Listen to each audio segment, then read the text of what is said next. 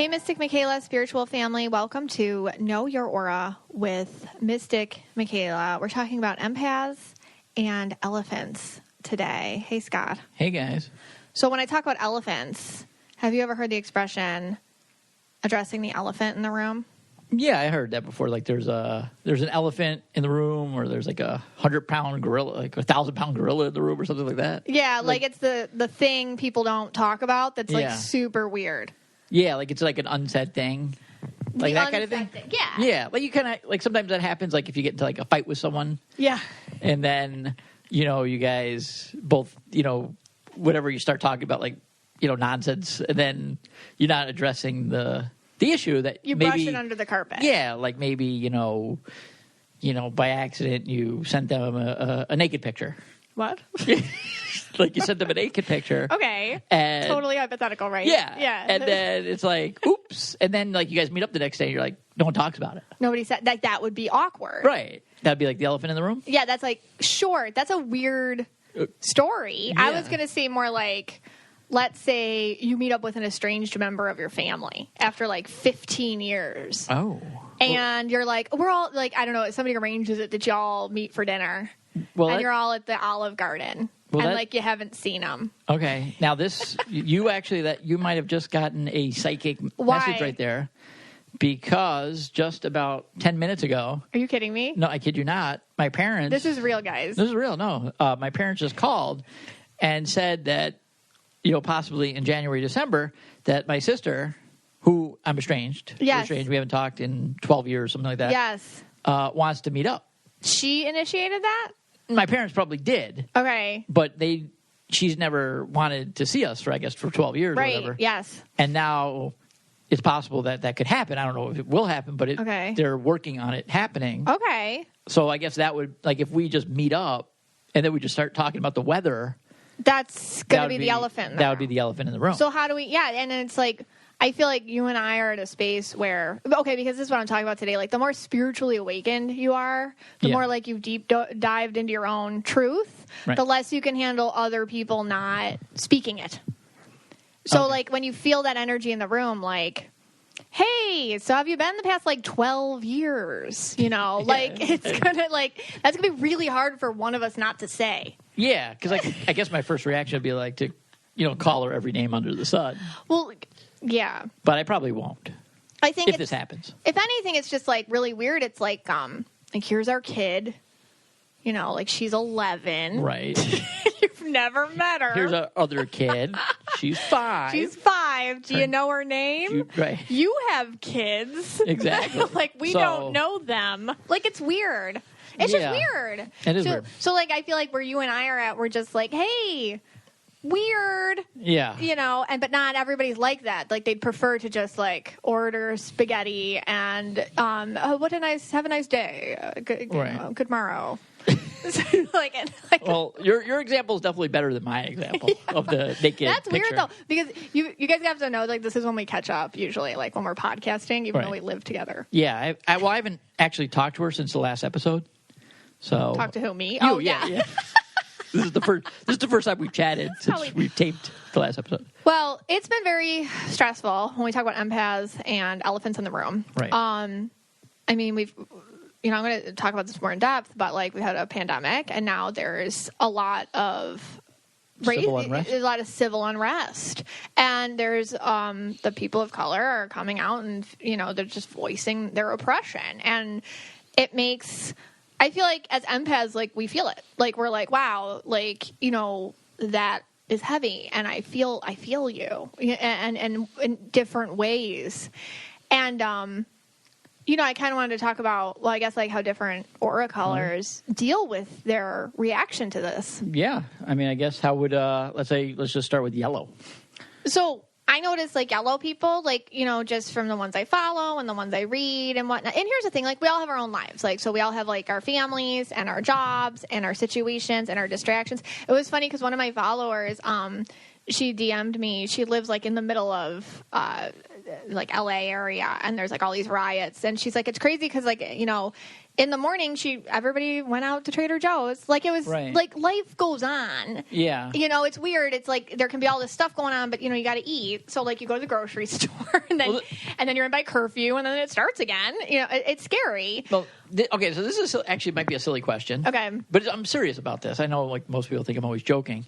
But would a yellow, like, how to put this, like, look at the protests and then say they're not doing it correctly because it's not organized properly? Would they do that while they're watching it? Yellows aren't so critiquing. They're more about taking charge. So I've noticed yellows are really about educating. Here are resources. Okay. Here are links to this and that. They try to... Yellows aren't afraid to speak out. Like, yellows have a very strong way of being like, this is how I feel and this is what we can do about it. And almost even trying to paraphrase what the messages are in a way that could be, I hate to use this word, but like understood maybe better by everybody. Because like yellows are pretty good with communication. Okay. Like, especially when they're balanced. They're really good with communication and delivering information in a way that's easily digestible for the rest of us. So I've been noticing yellows dealing with it like, okay, like what can we do in our community? That kind of thing. See, as a red, I feel, I look at it like the leadership is not there for this. Right. You're seeing like it's a mess. It's a mess. And like, you know, like I'm, you know, a historian. So you are a history major. You have a master's in history. You teach history. So if you compare it to like Martin Luther King Jr., that seemed more organized to me and with more leadership than this. So like there weren't a bunch of cameras around you. No, there weren't a bunch of cameras around. Correct. So like when I look at it, I mean, again, I could be wrong. I'm just, my take on it is like I would like to see like more figureheads of the movement. Okay. Whoever they might be. Yeah. You know, leaders in the communities. Right. Where, you know, they're maybe giving more speeches and something like that. Yeah. That seems more... You're saying they need like a figurehead. Like you're red and you like want leadership, more leadership. That's just how I look at it when I watch the TV. You know, of course I would do it if I didn't have kids, but yeah, right. You know, if I was, you know, maybe, you know, 10 years younger, no kids, but so, you know, something like that. Well, I guess reds get very upset about injustice. Yes. That's a red thing. So I feel like reds will feel the empathy. They'll feel the oppression. And then red people will be like, come here, I'll just do it for you. Like, I'll yell the loudest. No, you all need to be here. We need to be here at this time.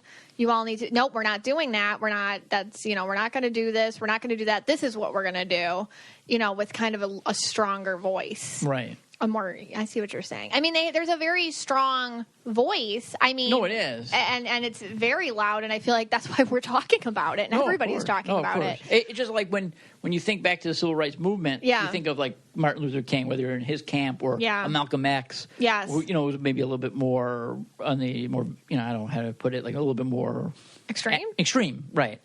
But we're, you know, I don't know any leaders' names of this movement. That's interesting. There's more like Black Lives Matter. Right. There's groups. Right. But I don't know. It's a collective. It's more collective. Mm-hmm. But who's like, and again, maybe it doesn't need it. I'm just saying from a Reds perspective, from my perspective. Yeah. Like, I just want to know that, you know, person, I was going to use the letter X, but, you know, person J is the person, you know, leading this thing, sort of say. I see what you're saying. And, you know. Yeah. So as a red, you get frustrated that if you're going to have a message that's so good like this, let's get it out in a way that is strong, like just, again, strong and united and cohesive. Yeah, and I think even more and more people would join than there is now. I think you'd have more people coming to something like that. Right. Well, it's interesting. Yeah. Like when we saw like the women's march and like whatnot. Right. But I can't tell you a leader of that either. I couldn't either, but I'm sure that people, I mean, maybe people could tell you leaders now that we just don't know about. Yeah, we might just not be educated in that way. Yeah. But I don't know. Yeah, you're right. But the women's march does seem like it was more organized to me. Like there was more leadership. I recall like hearing a lot of speeches. And that could be reflective too of the oppression of the people who are, I mean, it could be, and also it could be reflective of the day and age, just like everyone with their cameras, everyone has a voice, everyone doing followers, and like all the different trajectories this can go in. Right. And the ways even this movement can be picked up and taken in a direction that's selfish by certain groups and whatnot. So anyway, so I that's how I see red people. They just get like ranting. Right. Green people, I mean, they're usually the political end of things. They have like a political viewpoint. The more systematic, they're a little bit more removed. They see things for how they are. Okay. And then like the blues, the purples, the indigos, the turquoises, it's almost like a feeling like 1,000-pound weight on the chest. Like immobility. I don't even know what to do. Like that. Like I'm so sad. And that's what I'm talking. That's who I'm directing my little thing today towards the most. Because like, what do you do when you have this like 1,000-pound weight on your chest and you want to help, but you really don't know how? And that's hard. Yeah, no, it is. I totally get that. Yeah. So it was interesting. So the other night we were watching it. When we did talk to each other. I mean, just the one other time. We did talk to each other. Sometimes we speak. One other time we talked to, in between podcasts, we talked one other time. And that was about, should you do a post about what's going on? And, obviously with George Floyd, the killing of George Floyd. Yeah. And, a lot of times you don't want, you don't want to or whatever. Maybe we just think, it's not our lane, just stay out of it. Right. Which is, I feel, incorrect, which you helped me with. Yeah. And we decided that, that you would do one. Yeah. And, how you would do it and how, to make sure that it was sensitive to everybody, all colors. Right. All colors, of the Aura rainbow. So you went upstairs to do that, to work on it. And so what was going on when you were doing that? I was like, so my thing with like posting about George Floyd, and this is like my white fragility, I suppose. I didn't know what to say. And I got caught up in the ego of that, honestly. I got caught up in my ego of, well, what if I say the wrong thing? And that's the part of me I need to work on. That's the white part, and that's not my soul. And then I flipped over to the soul. And it was like, what do you see? What do you feel? And the post is really about, I can't breathe. And there's a people of color cannot breathe. They can't not, they're suffocating under this oppression. And it's upsetting them. And when I started writing this, because it really was about George Floyd and like what he means to this movement and the I can't breathe thing, I get a lot of feelings and messages. And then you called up the stairs. Yeah, this was weird. So, and this has been happening to me more and more lately. So, you were doing that, and normally I try to keep the kids quiet. That's my, that's my job. If you're doing like, a podcast interview or whatever, readings, whatever, my number one job in life has been to keep the kids quiet. Yes. Because we, sometimes we have a babysitter, but usually we don't, especially during the pandemic. We pretty much see them like 23 out of 24 hours, can only sleep 1 hour a day. Yes. Seems like they only sleep 1 hour a day. And we don't speak, so. And we don't speak. We only talk one time. Just remind me, I got to tell one funny thing before, I know this is a more serious episode. But, okay. Anyway, so, me and Abby, we were doing puzzles. And, we did like 4 or 5 puzzles. And, I wasn't thinking about anything, just the puzzles, just Cinderella and whatever. And then, we started cleaning up the puzzle. My stomach started to hurt for no reason. I didn't eat anything. I had no beans or anything like that. No fried food. And then it'll just go away. And I ignored it. And then I walked over to the closet to put the puzzle away. And again, you could believe me or not. I totally understand if you do not believe this, but I could not breathe. Right. I was choking. My throat, I could not get a breath in. I got really panicky at first. And then I said, okay, then I actually went back to me. She must be doing the pose. So I started walking up the stairs, and I shouted with all voice that I had. I said, is he coming through right now? Meaning George Floyd.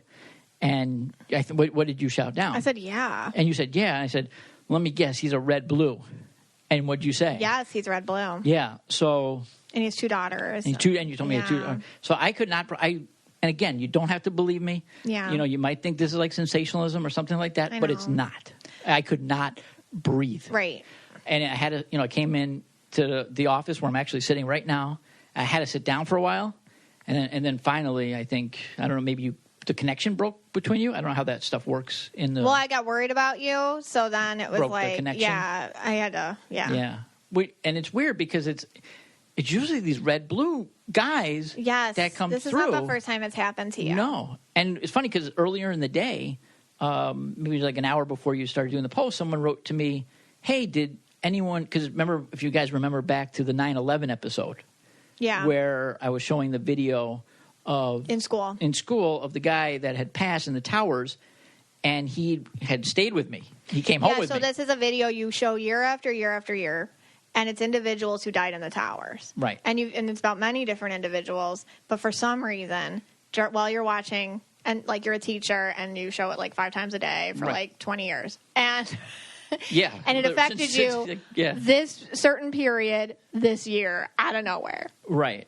And it went home with me, and I couldn't shake it. Yeah. Everyone who knows me, like, school never goes home with me. No, you were like a mess. I leave it at the door until, of course, we now do Zoom for my last couple of days, but left in this year. But I was a mess. And then I asked you, I showed you the picture of the guy. You told me, of course, he was a red-blue. Yeah. And it was weird because... Earlier in the day, that day, about an hour before you did the post, someone asked me about it. They said, "Hey, months ago, yeah, it was like one of our first episodes, yeah." And they said, "Hey, did that guy? Did everything ever come out of that? Because I wrote to the daughter. Yeah, of course, he had a daughter too, and I actually checked. I looked. I went back and found my message that I wrote to her from September, I think 11th or 12th. I wrote it."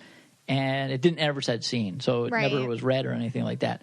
But it was interesting that on the same day, I know somebody says, "Hey," and then George Floyd. I feel like it's weird too because usually with mediumship, the way it works for me is that they won't connect to me unless I'm with their family members or they have a message to give. Yeah. Otherwise, why would they talk to? Like, why would a stranger talk to me if like their messages aren't going to get out? But it's interesting that, like, I felt George Floyd's energy, and that you did too. Oh, yeah. Because usually with mediumship, it only works if there's a message that needs to get out to somebody. And it happened one other time. Who was that with? That famous guy who died. I was on that radio show. Oh yeah. I forgot his name too. It's going to come back to you. He was a singer. Like, all our moms are in love with him. All the moms were in love with him, yeah. It's going to drive me insane. Oh, I wish you didn't bring it up. Sorry. If you talk for a while, I could Google it. All right. Anyways, I was on this radio show, and I was on this radio show like a week before, and they asked me about him, and I truly didn't know who he was. And then I was like, I don't know, I feel like he has a head issue. And then like a week, he died like that week. And then the week after, they had me back on because they were like, that's so weird. And then he died. And then he was like talking to me, and he was saying all this stuff. But then I found out through the radio host that his family was going to be listening to the show. So usually that's how it works with famous people and mediumship with me. It's only if the message will get to somebody important. And my thought with George Floyd is, like, through just kind of feeling him, and this is not about me at all, okay? This is about him and his energy, and this has nothing to do with me. This is spirit. I feel like he has a message for the community that... of just, he wasn't done. He just wasn't done. And it was heartbreaking to channel that. And this need to tell his babies that he wasn't done. And he loved them, and he wanted to do right by them. And it was just, that's it. And so it's interesting, like, the simple things people need to get heard or seen or felt in their life. Yeah. So. Oh, boy. That's. His name was like David or something. It wasn't David Cassidy. It was. David Cassidy? Yes, it was David Cassidy. Mm-hmm. Cassidy? Yeah. It was David Cassidy. That's the guy? Yeah, thank you. Well. Good job. Okay. Wow. So, I think just Scott and I, like, how we're dealing with this whole thing is just how we've told you. And I just kind of wanted to make it today about how empaths, who stand in their truth and who are more just aware how heavy this is and how we're dealing with it and how it relates to our overall growth. Okay. And how we can take this and not just let it sit on us, but move the energy into better spots where we can be helpful. Okay. And I know you're going to give your speech in a couple moments. But I, as a red blue, I feel this is very heavy for me, so I need to release by telling something funny. Okay. So do you mind if I just tell something quickly funny? Sure. Just to lighten the mood. Okay. I know it might disrupt the flow, but I feel it will. It will. This is a serious episode. This is a serious episode. And you can't handle sentimentality. For me, I can't. So for me, I have to tell this to release the funny. Tell the story. So anyway, if you've been a follower of the podcast, you know that Megan's mom was Anne Frank in a previous life. Okay. We've said this many times. And you love to bring that up. And I bring it up, yeah. And we were just talking about, I was just on the phone with her the other day, and we were talking about that she was Anne Frank. Which she stands by. Which she definitely stands by. Yes, she did. And the reason why I brought it up is because, because of the protests, the Buffalo was on lockdown. So I told her, you must be really good at lockdown because you have the experience of, Anne Frank being quarantined for so long. But anyway, she laughed at it. So she also then said to me that she was another famous character in history. She was Lady Godiva. And tell people who that is. So Lady Godiva, which is funny too, because Lady Godiva is this. What was she like? Was she like a queen or something? I have no idea. You're the history teacher. I don't know. I don't know much about her, but she basically was on a horse and she ran through the streets naked. I feel like it was a punishment or something. I think so. Well, this is where the term peeping Tom comes from. Oh, it does? Yeah, because there was a guy that was peeping, looking at her when she went down the road. Okay, so she was. Yes, you're right. Okay, so she was from the 1000s or whatever. Yeah, 1060 or something like that. 1066-ish. Yeah. The 1060s, the good old 1060s. Okay. And she was a noble woman. Uh-huh. And she was this patron of a lot of churches and monasteries and stuff. So And I guess she rode naked, covered only in her long hair, through the streets of Coventry to gain a remission of the oppressive taxation that her husband imposed on his tenants. Yes. And then the name Peeping Tom originates from later versions of this legend in which a man named Thomas watched her ride and was struck blind or dead. Right. It was funny because my mom says she has a Peeping Tom. Yes. My whole life, she's like, I just know it. Right. So she definitely believes she's Lady Godiva as well. And it actually makes sense because one time when she was here, I was just standing in the hallway and out of the bathroom, she came buck naked. And Scott had to see that. And my eyes just opened wide. And were you struck blind or dead? She just skedaddled down the hallway. And she says you wanted to see it.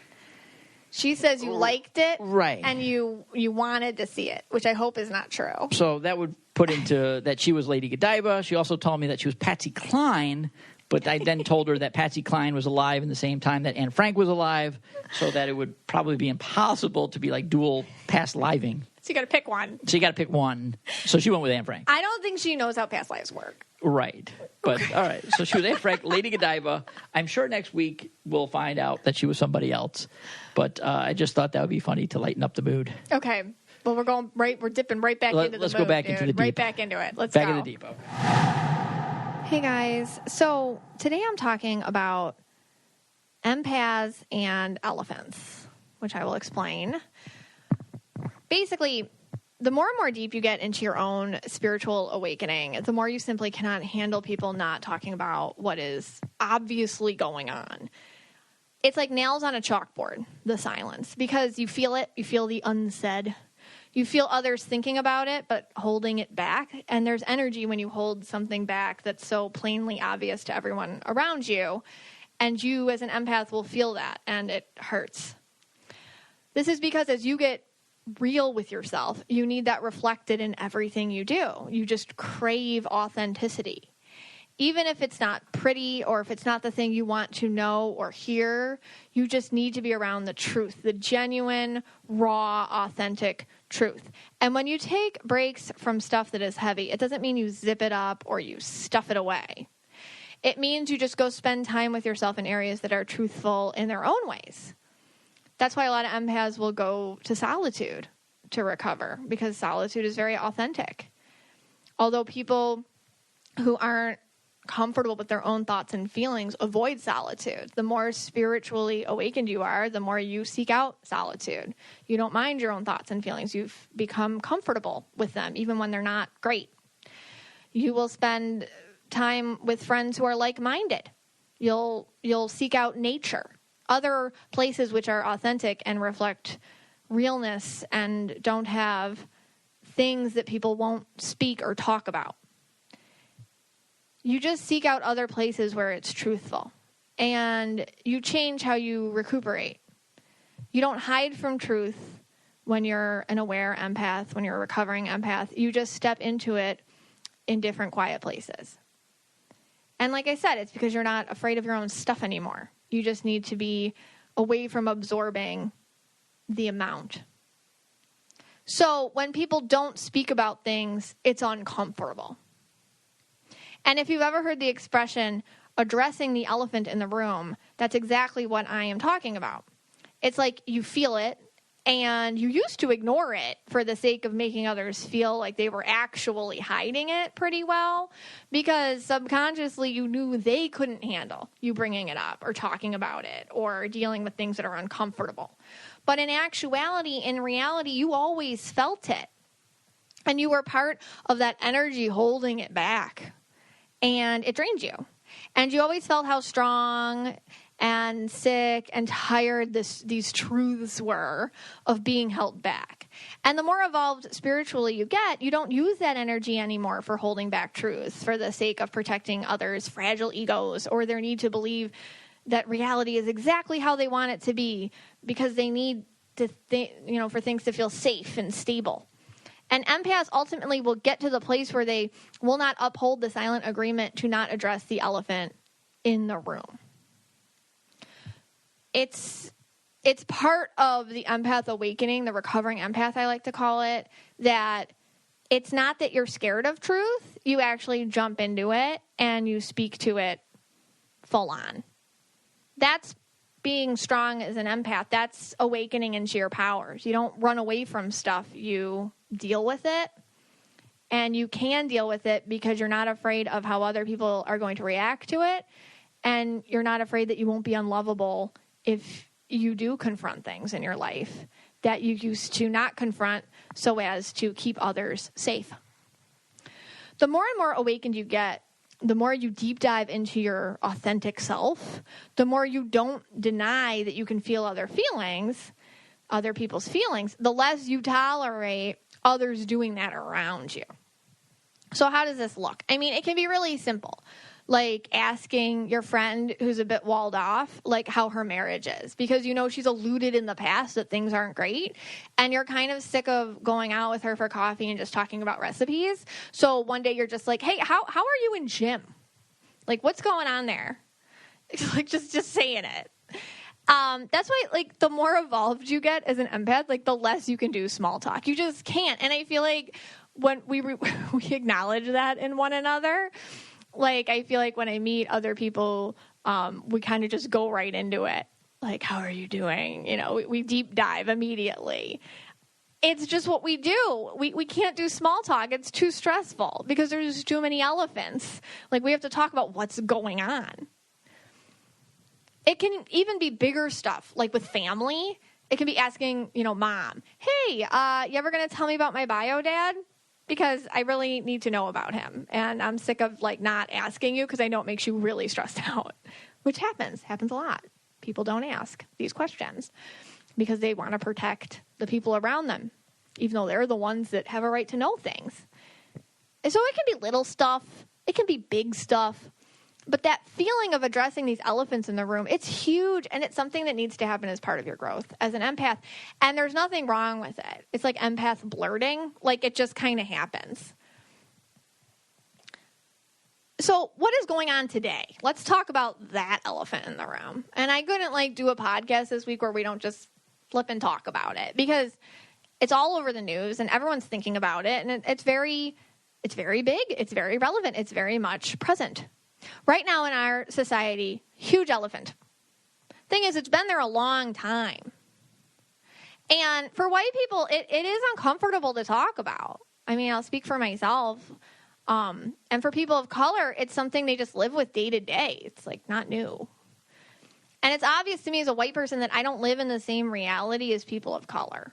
And that's an elephant in the room. It really is.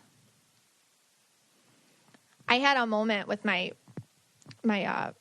producer of the podcast, who we're not with anymore, but she's an awesome person, Flintstone Media. And I was, we were filming at a location for the Halloween episode, and a bunch of children, one of the houses, the Pineapple Room, was very haunted. It was really a stressful experience going in there, and I talk about that a lot. But anyways, it was after slavery had ended, but a bunch of black children died in that room. They suffocated to death because their parents were working, forced labor on the fields.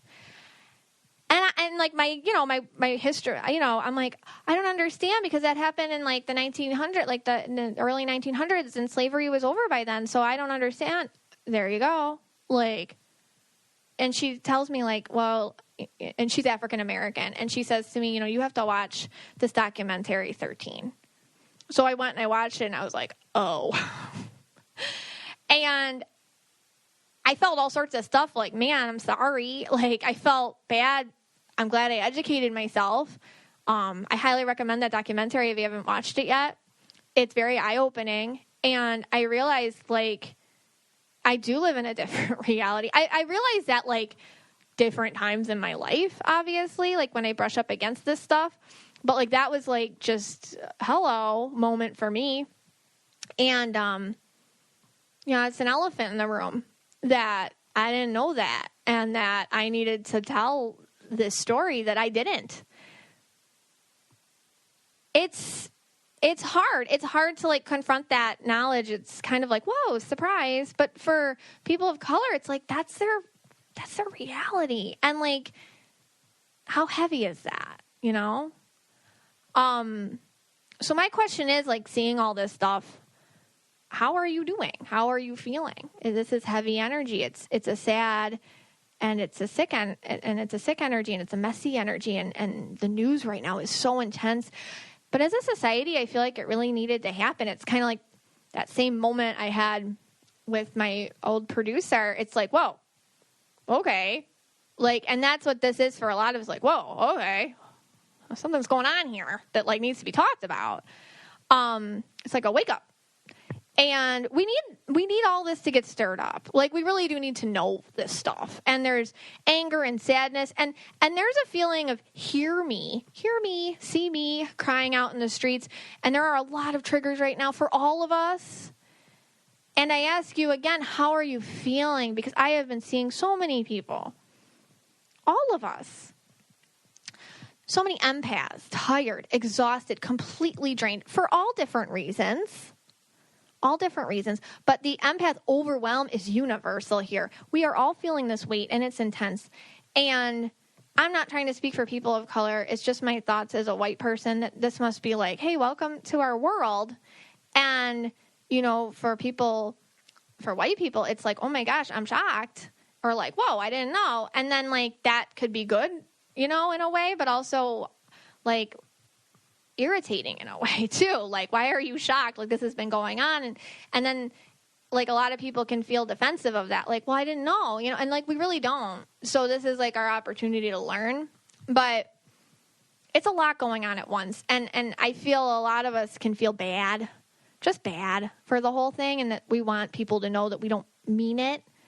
And other people want to know that they want to be heard and just seen. And it's just a lot of people just saying, see me, validate me, hear me. And as empaths, we're picking all of that up. And what do we do with it? And if we don't know what to do with it, it can be something that we hold, and it can be something that makes us really sick and anxious and give us pain. So individually, no matter what the trigger for you personally, you have to ask yourself, how am I coping? How am I dealing? Because this isn't even the only thing going on here. For the past 3 months, there's been a pandemic. We've been petrified of human contact. Some of us living paycheck to paycheck. Some of us no income at all. Some of us completely blindsided, the rug pulled out, a total loss of stability and control, and we have been scared and turned upside down, and our reality has been squashed. And now we're starting to go out, and, we see these businesses struggling, and we feel that, and we see people wearing masks, and that triggers people, and we're seeing people that don't wear masks, and that triggers people, and we feel this division and this political upheaval in the right versus left and all of that, and we feel the cracks and the fissures. And empaths we live in those cracks and fissures. It's impossible for us not to see all the sides. We just do. We feel all the sides. And we all have our own opinions and such, but we can still feel other opinions. And when you feel an opinion or an emotion or something that's misunderstood or something that is mean, it doesn't matter all the other hundreds of thousands beautiful feelings you can feel. That one meanness can really, really hurt the empath because we're vulnerable. We're very vulnerable and open and raw to it. So these are all things that possibly if we come together and we name what we're going through, maybe we can grasp clarity over it and help each other and ourselves and ease suffering. On episode 28 of the podcast, I talked about the third dimensional reality shifting into the fifth dimension. And like that's happening now. The clashes of these ideologies in front of us. So the third dimensional world is ruled by ego, that there has to be class distinction, that there has to be oppression, that there has to be elite, that there has to be differences like that in order for the world to work, in order for, some people to have abundance, some people have to have nothing. That's 3D world thoughts. And then the fifth dimension world, we're all one, and there's abundance for everyone. And there's a shift going on.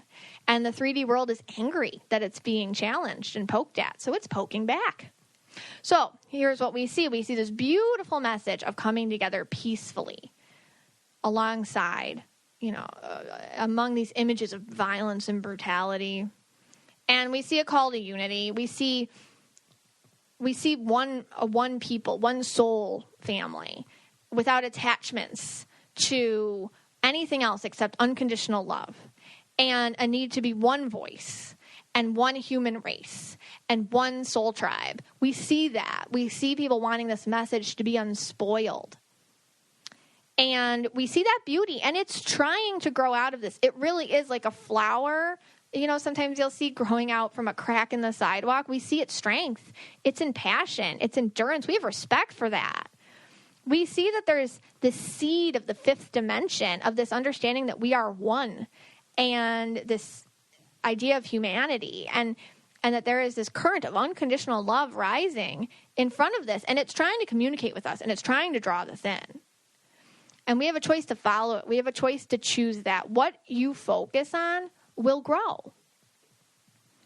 And we feel all the feelings. We hold all the voices, and we don't know what to do to make it better, and it weighs on us. This pandemic, the economy, the oppression of people of color, it weighs on us. And we can develop anxiety and chest pain and feelings of sleeplessness and despair and complete hopelessness for humanity. It's discouraging to see that this kind of suffering exists in our world today. But we have to focus on how people are trying to come together to make this right. And that's the fifth dimension stuff. That's the path. Compassion, empathy. Empaths united in their voices, firm on their stance of truth, of addressing the elephants in the room, and avoiding the pulls of the 3D world to violence or to lower our vibe or to talk to people who don't want to get it. There are some people that just want to argue. It's not worth it. It's better to stand in your own truth, build up your own platform, and speak from there. And that's the challenge right now, avoiding the 3D pitfalls and just moving towards the light here. And it's the 3D versus the 5D. That's what we're seeing play out on the national news these days. I don't care what side you're on. That's what's happening. What we do today, what is it that's novel from other generations? Other generations have been, that's human history, clashing all the time. But we have unprecedented right now in this modern age interconnectivity. How does this help? Well, it helps us see. We can see people. We can see the good stuff, and we can see the bad stuff. Just for this time in particular, for example, Will Smith said something really interesting. He said, racism isn't getting worse, it's getting filmed. So, wow, that's true. So now we can see it. It's in our faces. In a way, that's good. We needed to know. We needed to address that elephant in the room. But the interconnectivity of this modern age has allowed us to see so much more. And when we see it, yeah, we feel it. Empaths feel it. And we can't just sit with that. It's like overload, overwhelm. Empaths need action, or they can hold that pain, hold it so long it can make us sick. So we need to feel like we're helping. That's our outlet. That's how we connect to spirit. That's how we do good. But the ways of helping can be stressful. You have to figure out what's helpful in your own way, a way which does not overwhelm you, but also translates this anxiety into something positive. And we can all do something. There's a suffocation here that's happening. It's feeling like there's a choice that has to be made.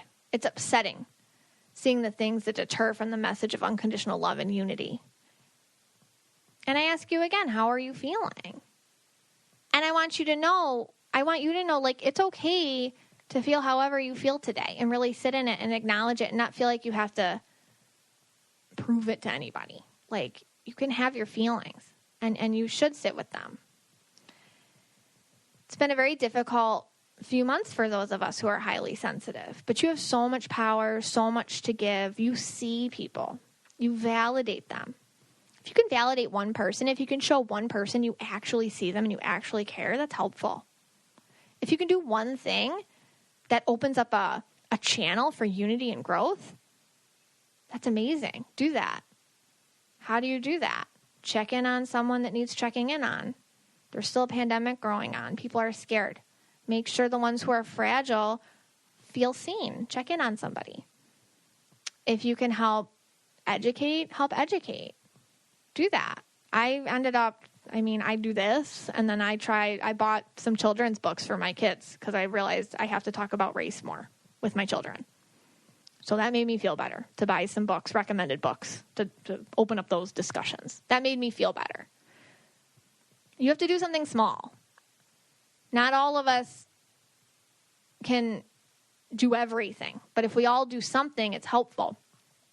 My idea with the empath thing, and this is why I'm so passionate about it, is that I truly believe that our mentality, our thoughts, create a reality around us. And the more authentic and the more committed we are and the more to the light and coming from unconditional love we are inside of ourselves, which means we accept ourselves and our feelings and we listen to ourselves and give ourselves love, we will mirror that around us. And if we unite together, all those mirrors will come together and make a bigger mirror. And we can really change reality that way. We truly can. We can change our reality by standing together in this truth. That's why I'm passionate about it, because I feel like this is the consciousness shift that can happen through asking yourself, how do I feel today? And not beating yourself up for it, but also being responsible for it, and then providing some sort of solution for it. However small you think it is, do it. It's helpful. And when you do that, when you transmute the negative energy into positive, you win. We all win. But when you hold back that elephant in the room, we all lose. If you can just help in your own way, you are so much more powerful than all this going on leads you to believe. Isolation is so strong right now. We feel so isolated. But I also want you to see that the empaths are standing together. We are holding one another up. The less we avoid the topics which are uncomfortable, the more we win. Let's just talk about it. Just say it. The people who don't want us to talk about these things, they're controlling us. They want us to brush over it, move on. That's control. Let's just talk about it. It's better that way. Then it's not a thing, Talking about it is our freedom. So let's do that. Let your feelings out. You're allowed to be confused and sad and overwhelmed. That's okay. This is messed up stuff. This is upsetting. But try to see the flower growing from the sidewalk here. Try to focus on the strength, the endurance of unity, and those who care and those who try to see that you too are strong and you too are enduring of a person. And I want you to see that you too deserve to be loved and seen and heard, and you don't have to ignore that elephant in the room. You can let your voice out. It's okay. I'm sending you love because it's been a tough few months. And I want you to know that I see every single one of you as we share this space together. And I send you my validation and my love. And I know that you mean well. And I hope you know I do too. This podcast is for you and about you. And I welcome discussion and thoughts and togetherness. So feel free to join us over on the Mystic Michaela Spiritual Family page on Facebook if you need to talk to a spiritual family about it. Take care, guys.